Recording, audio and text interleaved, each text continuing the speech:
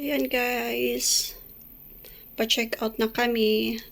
Make sure nanlinis namin yung kwarto bago kami umalis dito.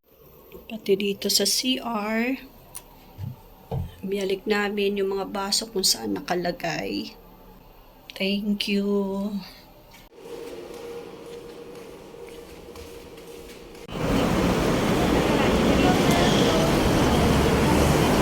Tara na, kapot na ha. Di laki ta kay para mabilis di ka maglipong. Kay kita't ma wak. Laki.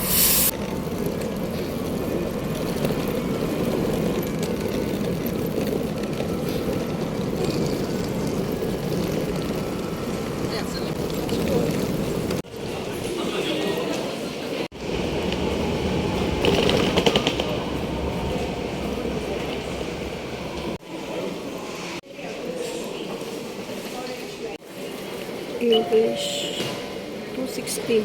All fare information will be displayed in English.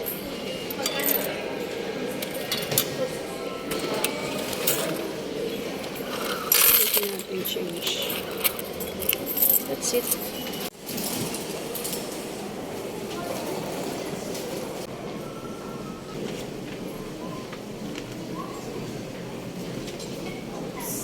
Sige, te.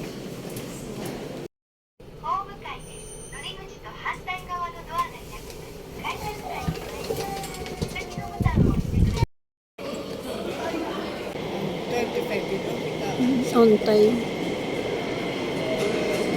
Airport.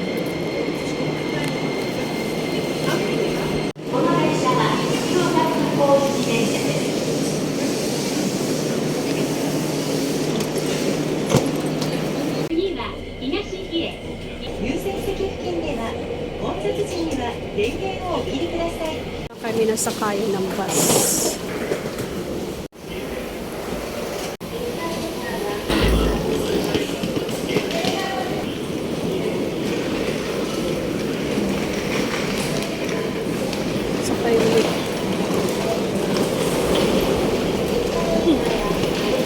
Ayan guys, pag pauwi ganito talaga kahirap.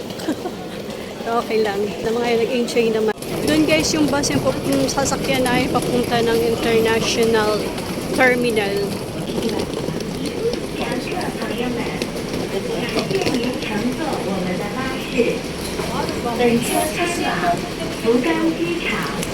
Nakasakay na si tatay at si nanay.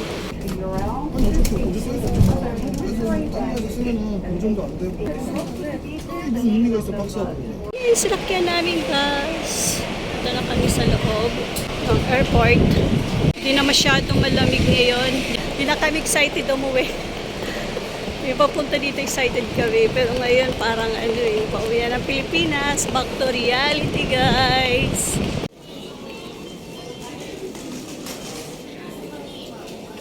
Guys, gusto muna namin kumain. Meron kaming bit-bit na pagkain. Init yung airport nila dito. Jacket pa man din ako. Tapos mainit siya. Kukunin namin guys ngayon yung aming luggage na pinick up dun sa hotel. Pala kami lumabas nung pagdating namin. Yan, yung naglalabasan dyan. Tapos dito lang yung bus. Shuttle bus na sasakyan papunta doon sa train station. Sa baba guys mainit, pero doon sa third floor malamig naman ng konti. Dito namin kukunin yung luggage namin. Ayan bagahe namin para hindi kami na mahirapan dahil kasama sila nanay at si tatay, kaya nag-ano kami ng 3 luggage, 1,200 bawat isa. Yan, 3,600 yen ang babayaran dito. Hindi lang kami na may inom namin. Guys, pwede ka rin mag-iwan ng luggage dyan. Depende sa laki yung presyo. Yan yung mas malaki, 600 yen. Ito naman yung medium, 500 yen. Yan naman yung small, 300 yen.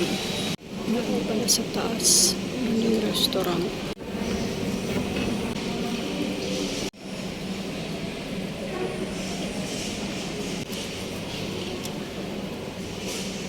Ganda ng mga upuan na dito, guys. Ayan yung stamp. Ayan, guys. Kumuha kami ng papel. Dito lang to sa 3rd floor, malapit sa may information. Yan lang. Yan lang, Beng. Tara.